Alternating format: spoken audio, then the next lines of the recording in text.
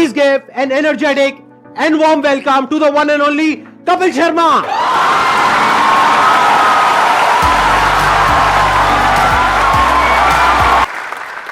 मैं तो सोचा था आप मेरे शो पे आएंगे कभी। एक ही बात है, कोई फर्क नहीं एक ही बात है, हाँ। अच्छा, इससे पहले कि ऑडियंस आपसे इंटरेक्ट करे, ऑडियंस आपसे क्वेश्चंस पूछे, मेरे माइंड में एक सीरियस क्वेश्चन है जी। आज से 10 साल पहले आपने अपने करियर की शुरुआत करी थी। मैंने देखा 2013 में कॉमेडी नाइट्स विद कपिल के नाम से आपका शो आया था। आज पूरे 10 साल हो गए हैं उस जी सर। तो तब क्या आपने सोचा था कि एक दिन आपको संदीप महेश्वरी शो में आने का मौका मिलेगा?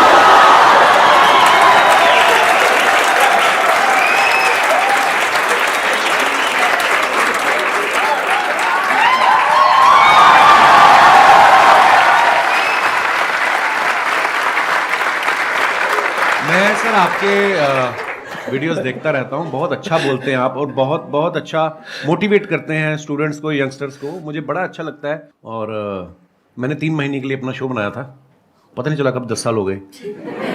लोगों का प्यार है और आप सबकी, लोग बहुत प्यार करते हैं सर आपको।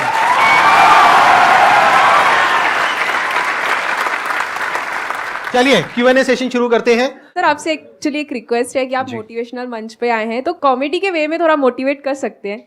ये संदीप जी से बेहतर कौन करता है? मैंने इतने सारे वीडियोस देखे हैं कि आपको इतनी मोटिवेशनल बातें करते हैं आपके साथ और बीच बीच में आपको हंसाते रहते हैं, तो इसीलिए शायद इनका शो इतना पॉपुलर भी है। Hello Kapil sir. सर मैं आपका बहुत बड़ा फैन हूँ। Thank you brother. मैं आपके साथ 2 लाइन गाना चाहता हूँ। मैं सीरियसली बोलूं, आपको देख के मुझे कोई गाना नहीं याद आ रहा।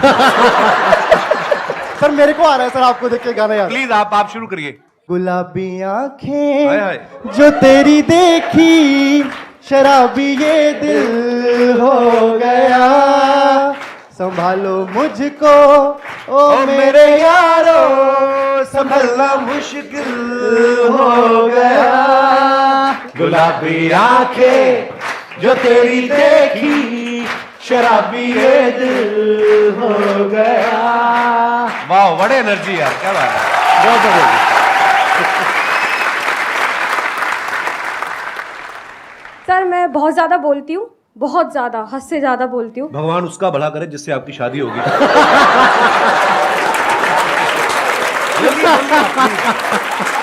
Happy women's day.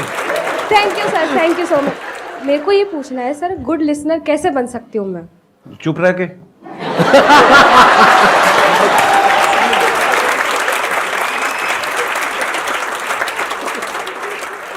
मेरा एक क्वेश्चन था कि आजकल जैसे इंस्टाग्राम पे भी बहुत सारे इन्फ्लुएंसर्स बढ़ रहे हैं, तो कुछ ही टाइम में उनका कंटेंट की कमी हो जाती है, तो आप इतने साल से रेगुलरली कर रहे हो, तो आप कैसे अपने आप को रेलेवेंट रख रहे हैं और हम सबके लिए मतलब अभी भी इतना एंटरटेन कर रहे हैं, और कैसे कर पा रहे हैं? मुझे ऐसा लगता है आज से जब 15 साल 16 साल पहले जब नेशनल टीवी पे हिंदी में काम शुरू किया था, तो मेरे खुद के दोस्त बोलते थे कॉमेडी बड़ी हो चुकी है, अब नहीं होगी। मैं कहा ऐसे तो सांस भी बड़े ले चुका है ना। तो मुझे ऐसा लगता है कि जब तक दुनिया है, जब तक हालात हैं, हर रोज़ कुछ ना कुछ आपकी ज़िंदगी में घटता है। आप न्यूज़ चैनल लगा के देख लो, हर जगह आपको कोई ना कोई नई चीज़ें मिलती हैं। तो जब तक ये सब होता रहेगा, ह्यूमर भी आता रहेगा। हाँ, मेहनत लगती है, पर हाँ, जैसे ये जो आपकी एनर्जी देखी, जो आप लोगों का प्यार देखा, तो ये हमें मोटिवेट करता है और मेहनत करने के लिए।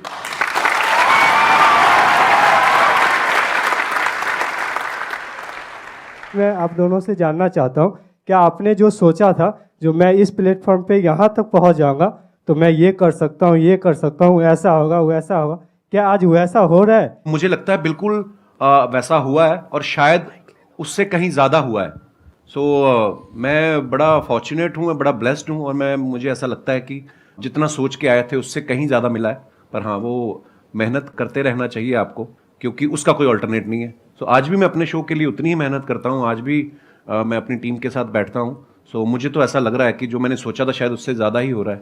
देखो बेसिकली क्या होता है कि जब हम किसी भी काम को शुरू करते हैं ना, तब हमने ऐसा नहीं सोचा होता कि इतने टाइम बाद ऐसा होने वाला है। अब अगर इन्हीं का एग्जांपल देखा जाए, जब आपने शुरू किया था तब आई एम 100% श्योर आपने ऐसा सोचा भी नहीं होगा कि एक दिन मेरा शो होगा, ये होगा, वो होगा। ऐसा कुछ कभी नहीं सोचा था आपने? मुझे था कि इसमें देख तो एपिसोड में भी आ गया ना मैं, हाँ। तो अपने लाइव शोज लगने शुरू हो जाएंगे, हाँ। और बस मजा करेंगे। फिर उसके उस सीरीज के विनर हो गए, हाँ। फिर उसके बाद दूसरे शोज ऑफर होने लग गए, और उसके बाद फिर लगा कि यार एक ऐसा शो बनाते हैं जिसमें सारे एलिमेंट्स हों ये, और वाकई इंसान कभी नहीं सोचता। और फिर उसके बाद में इनका शो हो गया और इतना शो भी अच्छा खासा चलने लगा, करने लगा। उसके बाद में मूवीज में आ गए, अब अभी इनकी एक और एक मूवी आने वाली है, प्रोड्यूसर बन गए, फ्लॉप हुए, खतरनाक बड़ी सारी चीजें होती हैं। और अभी भी आपकी एक मूवी आने वाली है नेक्स्ट। अभी भी देखो, अभी जो मूवी आ रही है सीरियस मूवी है, मतलब सीरियस इन द सेंस कि मैं ऑलरेडी जो टीवी पे कर रहा हूँ उससे बिल्कुल अलग है, तो लोग उसमें भी बड़ा हैरान, पाओ कुछ अलग आ रहा है। हालांकि जो मेरे जानने वाले हैं, जो मेरे दोस्त हैं, जो करीबी हैं, उनको कोई वो नहीं हुआ शौक, क्योंकि उनको पता था कि I am very good actor. तो बिल्कुल संदीप जी ने सही कहा, बहुत सारी चीजें होती जो हम लोग हमारे बियॉन्ड में हमने एक्चुअली नहीं सोची होती। इसको आप इस तरीके से देखो कि जैसे जैसे हम लाइफ में आगे बढ़ते हैं ना, तो हमारी जो विजन है वो बड़ी होती है। बिल्कुल। जब अभी अगर आप अपनी बात करो तो आपकी विजन इतनी सी है, तो आपको लग रहा है कि मैं बस इतना ही कर सकता हूं। जब वहां पहुंच जाओगे तो विजन और बढ़ जाएगी। फिर एक ऐसा पॉइंट आ जाता है जब विजन आपकी 360 डिग्री हो जाती है, तब आपके अंदर से आने लग जाता है कि यार मैं कुछ भी कर सकता हूं।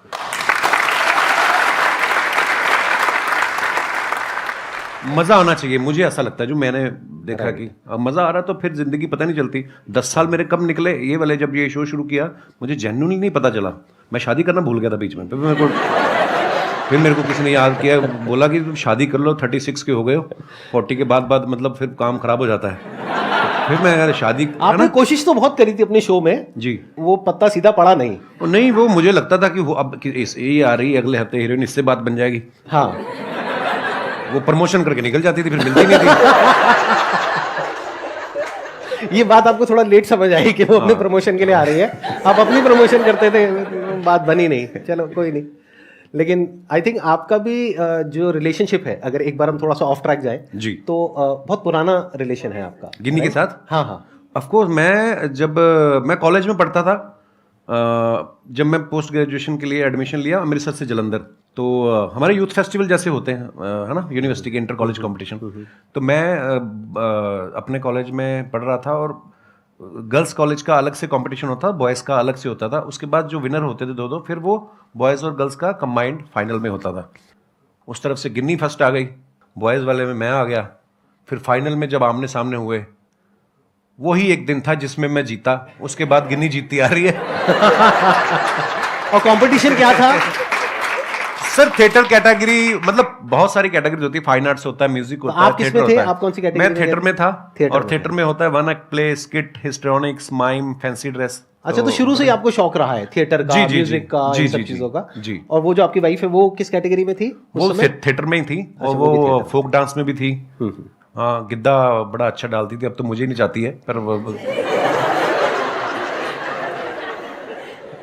जैसे आप कॉलेज डेज में थे, तो आपकी हर एक ग्रुप में ऐसा होता है एक बंदा कि वो जो होता है सबकी लेने वाला होता है। तो सर, आपने जो ये कॉमेडी का जो करियर है, वो आपका मतलब ये बेइज्जती करने का शौक था, या फिर आपने मतलब पूछ रहे हैं आप किस तरफ थे? जैसे एक ग्रुप में एक बंदा ऐसा होता है, तो आप वो बंदे थे या फिर आपके साथ ऐसा कुछ हुआ था? मतलब यही आप पूछना चाह रहे हैं? जी सर, यस हाँ। सर। हाँ, मतलब बेइज्जती करने वाली ये लाइन कहाँ से आ गई भाई? सर, हमने कई बार नोटिस करा सर, जैसे अर्चना मैम हो गई और दिनेश, वो एक रिलेशनशिप होता है ब्रदर। जी वो सर। उसको बेइज्जती नहीं कह सकते यार आप। मेरी इतनी औकात नहीं है कि अर्चना जी इतनी सीनियर एक्टर हैं, और अगर ऐसा होता तो वो उस शो पे बैठती। नहीं सर, ऐसे अब अक्षय पाजी आते हैं मेरे शो पे, हम लोग बड़ा हेल्दी एक कॉन्वर्सेशन होता है, वो मेरे पे पंच मारते रहते हैं, मैं उसमें, तो वो एक आर्ट है। एक स्किल डेवलप हो जाती है ना कि हम आपस में ऐसे करते हैं। हाँ, नहीं बेइज्जती वो नहीं होती, वो होती है मैं जो आपकी अभी करूंगा।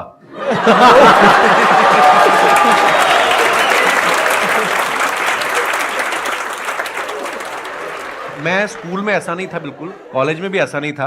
हाँ, पर मुझे लोगों को हंसाना अच्छा लगता था, पर मैं बड़ा इंट्रोवर्ट था। मुझे लगता कि शायद मैंने ना बहुत साल लोगों को ऑब्जर्व करता रहा, देखता रहा, अलग अलग कैरेक्टर्स। तो जैसे अभी मैडम ने भी सवाल पूछा था, तो वो चीज़ें डेवलप हो रही होती हैं, आपको नहीं पता होता है कि आपके अंदर कुछ डेवलप हो रहा है धीरे धीरे करके। तो अच्छा लगता था लोगों को हंसाना। सो आई थिंक उसी की सर, वजह अपने आप पर भी हंसना भी स्किल है सर। कई लोग हैं जो अपने आप पे हंस ही नहीं पाते। सबसे पहले अपने ऊपर हंसो। एक मैं आपको मंत्र बताऊं छोटा सा, अगर आपको लगे ना कि यार मेरे बारे में लोग क्या कहेंगे, सबसे पहले अपने बारे में खुद ही कह दो। जब आपके शो में कोई भी आता है, या जैसे एक्टिंग हो गया या सिंगर, तो आपको किस में मजा आता है? आपने एक्ट्रेस तो बोला ही नहीं। मेन मजा वाली बात है, सिंगर है। सिंगर के के साथ ज़्यादा मज़ा आता है या हाँ, मुझे एक्चुअली क्योंकि पर्सनली मुझे म्यूजिक का बहुत शौक है। नहीं, एक्टर्स के साथ भी बहुत मजा आता है, मस्ती मजाक करते हैं, पर कोई जब सिंगर आता है तो उससे ये होता है कि आप भी एंटरटेन होते हो, है ना? नहीं तो अदरवाइज हम उनको कर रहे होते हैं, ऑडियंस को कर रहे होते हैं। तो म्यूजिशियंस कोई भी आते हैं, सिंगर, या तो मुझे बड़ा अच्छा लगता है। Thank you. क्वेश्चन मेरा ये है, जैसे कि सर वैसे मैं डिजिटल मार्केटिंग करता हूँ और क्या कहते हैं मिमिक्री वगैरह भी कर लेता हूँ मैं। अच्छा जी। बट मैं क्या है, मैं कहीं चैनल वगैरह पे किसी चीज़ पे मैंने कोई चैनल वगैरह नहीं बनाया। वैसे क्लाइंट के लिए हम लोग ये काम करते हैं, तो उनकी जो सोशल मीडिया अकाउंट है मैं अच्छे खासे रीच उन पे ला सकता हूँ, बट मेरे को टाइम नहीं मिल पाता। ऐसा भी नहीं है, बहुत कुछ करता हूँ, मतलब समझ में नहीं आता कि टाइम क्यों नहीं मिलता अपने लिए, अगर निकालना चाहूँ तो। आप जवाब देंगे, मैं जवाब दूं? हाथ तो नहीं उठाना चाहते ना आप? मेरा आपसे सवाल है अब, ये सवाल आपने हमसे क्यों पूछा? क्योंकि आपका टाइम है। देखो, मैंने जैसे कहा कि आपको जिस चीज में मजा आता है, अगर आपको लग रहा है कि आपको आप जो कर रहे हैं उसमें आपको मजा आ रहा है, तो फिर आप वो अपने लिए कर रहे हैं, आप ही का टाइम है। और अगर आपको उसमें मजा नहीं आ रहा तो फिर मजा ढूंढने का। नहीं सर, मजा तो आता है, मतलब वही है कि टाइम नहीं मिल पाता, पता नहीं कैसे नहीं मिल पाता। भाई टाइम मिलता नहीं है, निकालना पड़ता है। My question is for both of you कि क्योंकि आप लोग अपनी फील्ड में ना you are the number one, which whatever you are doing right now, you are at the top. तो जब आप लोग उस स्टेज पे थे जहाँ पे आपको आपको पता था आपका काम अच्छा है, पॉपुलैरिटी मिल रही है, and people around you started recognising you, तो उस स्टेज पे तो सब ऐसा होता है ना कि अरे यार तुम तो बहुत अच्छा करो, यू नो कि भाई अच्छा क्या है बुरा क्या है, but those people around will be a yes person कि आप जो बोलोगे दिल बी यस सर। सो उस सिचुएशन में when you are at place where you can have everything, so how do you maintain that calm and composure, and वो ऐसा होता है ना कि यू आर you know कि you know what I need to do rather than getting affected by other people's opinion। तो वो अपने आप को कैसे आप मैनेज करते हो उस सिचुएशन में, या अपने आप को कैसे रियलाइज कराते हो कि ये सब जो चीज़ें हैं ना, फेम है जो भी है, ये तो आएगा चला जाएगा, but me as a person my value is determined by my work, so how do you continue to do that? Wow. आपका सवाल भी जो है मैं समझ पाया हूँ, वो एक ही लाइन में चाहे आप पूछ सकती थी, आपने 36 लाइनें बोली हैं, पर वो भी मजा आया आपकी बात सुन के। पता क्या होता है, लोग बड़ा चढ़ाने वाले भी बहुत होते हैं। जब आप थोड़ा थोड़ा कुछ कहीं राइज करना शुरू करते हैं, बड़े लोग होते हैं, पाजी आपका तो जवाब ही नहीं है। कॉम्प्लीमेंट ले लो, लेने का मजे करो, मिल रहा है ना, कुछ ले तो नहीं रहा आपसे, उसको सीरियसली लेना। और सबसे इंपॉर्टेंट चीज, जब आप क्रिटिसाइज होते हो, जब आपको कोई अब कैरेक्टर्स देख लो आप, आज अगर कोई सेंचुरी मारता है, उसके घर के बाहर जाके ढोल बजा रहे हैं, अगले मैच पे वो 0 पे आउट हो जाए तो कीचड़ भी फेंक आते हैं। अपने लोग बड़े इमोशनल हैं, प्यार करेंगे दिल से करेंगे, गाली भी देते दिल से करेंगे। सो ना तो खुशी में ज़्यादा, एक्साइटमेंट में ज़्यादा उछलने का, और ना ही अगर आपको कुछ बुरा दिन निकल रहा है, हर दिन एक जैसा नहीं होता ना, तो उस दिन ज़्यादा टेंशन भी नहीं होने का। और ये चीज़ें ना शायद उम्र के साथ आती हैं। मैं पहले ऐसा ही था, मेरे को कोई ट्विटर पे एक गाली देता था, मैं 10 देता था उसको ना तो वो धीरे धीरे समझ आ जाती है। आई थिंक उसका उम्र का भी उसमें वो बड़ा होता है। आप जैसे जैसे लाइफ में ग्रो करते हैं, परिवार वाले हो जाते हैं, बच्चों वाले हो जाते हैं, ये चीज़ें जो उम्र के साथ आती हैं वो उसी के साथ आती है। सो हाँ, कोई भी चीज़ परमानेंट नहीं है, ना आपका फेम, ना आपका ना आपकी तारीफ जो है वो परमानेंट है, ना ही आपका क्रिटिसिज्म जो है परमानेंट है। सो बस रिलैक्स रहने का। और ये चीजें ना कई बार टाइम के साथ साथ ही समझ आती Actually. है। मतलब अगर आप ये एक्सपेक्ट करोगे कि मेरे को या इनको एक पर्टिकुलर एज पे ये सब कुछ समझ आ जाता 10 साल 15 साल पहले, तो ऐसा नहीं होता है। ऐसा नहीं होता। जब हम वो चीज कर लेते हैं और वो गलतियां करते हैं उस तरह की, राइट, कि जब वो दिमाग पे चढ़ता है। अगर कोई आपको कहता है ना कि हाँ सक्सेस फेम दिमाग पे नहीं चढ़ता है, झूठ बोल रहा है वो इंसान। सबके चढ़ता है, सक्सेस भी दिमाग पे चढ़ता है और फेलियर भी दिमाग पे चढ़ता है। हाँ, तो जब ये दोनों चीजें दिमाग पे चढ़ती है और हावी होती है, तब हमें अंदर से समझ आता है कि अच्छा इसकी वजह से क्या गड़बड़ हो रही है। फिर इंसान धीरे धीरे उसको हल्के फुल्के तरीके से लेने लग जाता है। हाँ, एक टाइम के बाद कोई चीजें आपको इफेक्ट नहीं करती, आप मर जाते हो।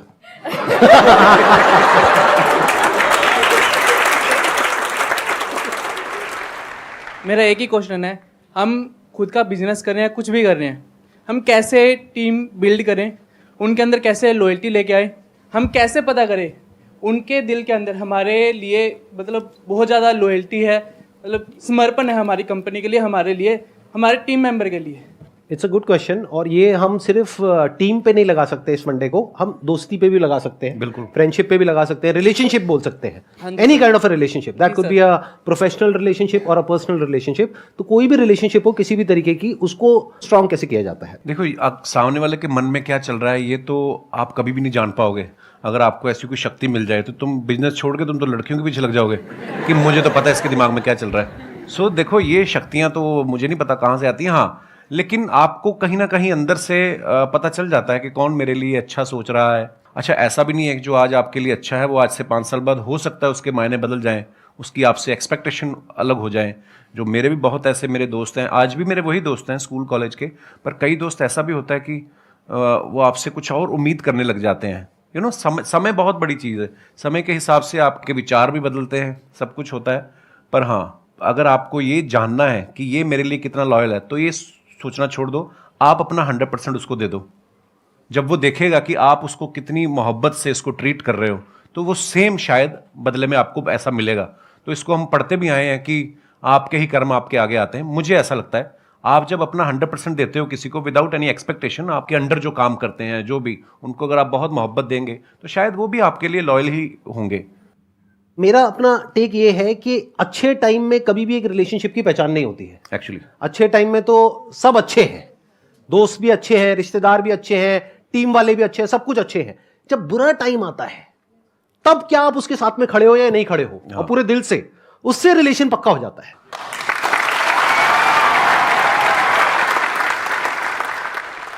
मैं आप दोनों की बहुत बड़ी फ़ैन हूँ। Thank you. प्लस आप दोनों ही बहुत पॉजिटिव पीपल हो, लाइक अगर देखें तो किसी को हंसा सकते हो बहुत इजीली और मोटिवेट भी कर सकते हो अपनी कॉमेडी से और अपनी बातों से।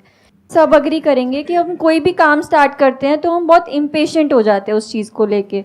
तो आप इम्पेशेंट आप दोनों भी होते होंगे, तो आप कैसे डील करते हैं उस चीज़ से, दोनों? लाइफ में जो सबसे बड़ी क्वालिटी हम सबके अंदर होनी चाहिए, जो आई एम 100% श्योर इनके अंदर भी है, और वो लोग जो आगे बढ़े हैं लाइफ में सबके अंदर है। लाइफ में अंदर चाहे जैसी भी हालत है, मन है चाहे नहीं है, जो करना है वो करना है। As simple as that, the show must go on. ये क्वालिटी हमारे अंदर सबके अंदर होनी चाहिए अगर हम लाइफ में आगे बढ़ना चाहते हैं, तो जो आज की जनरेशन में बहुत कम लोगों के अंदर होती है।